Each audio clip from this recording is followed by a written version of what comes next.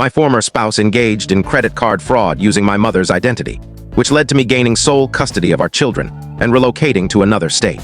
However, she unexpectedly appeared at our home on Christmas Day, prompting me to alert the authorities, and now she faces the possibility of returning to prison.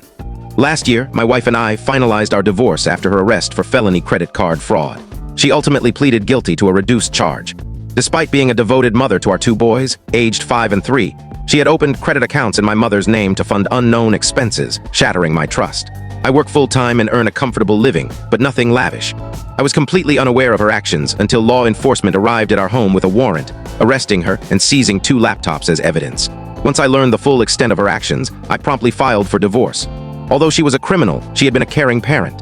She claimed her actions were for the benefit of our children, a justification I found baseless since she never expressed any financial needs, and I rarely denied her spending requests.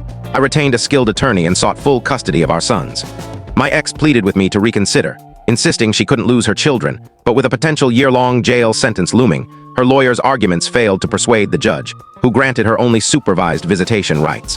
She served 90 days in jail, paid fines and restitution, and I've allowed her to visit our boys nearly every time she's requested. The past year has been incredibly challenging, but we've managed. A few months ago, I received a job offer for a significantly better paying position in another state. I consulted my attorney about the implications of relocating and the necessary legal steps. He informed me that, as the sole custodial parent, I needed to file a court petition to move. When I discussed this with my ex, she reacted explosively, accusing me of taking her children away and claiming she had made significant progress in rebuilding her life. She vowed to fight me fiercely. Nevertheless, I filed the petition, received court approval, and accepted the job. When the judge issued the ruling, my ex broke down in tears, sobbing uncontrollably. It was heart-wrenching.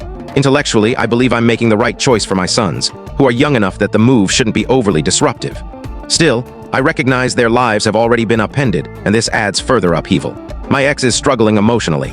She's pleaded with me to reconsider, resorting to guilt, manipulation, and bargaining, almost as if she's cycling through stages of grief. From my perspective, her actions caused this situation. She broke the law and betrayed our trust, so my sympathy is limited. I anticipate she may eventually seek partial custody, and I'm prepared to address that when it happens. For now, my priority is doing what's best for my sons and myself. Does this make me a jerk?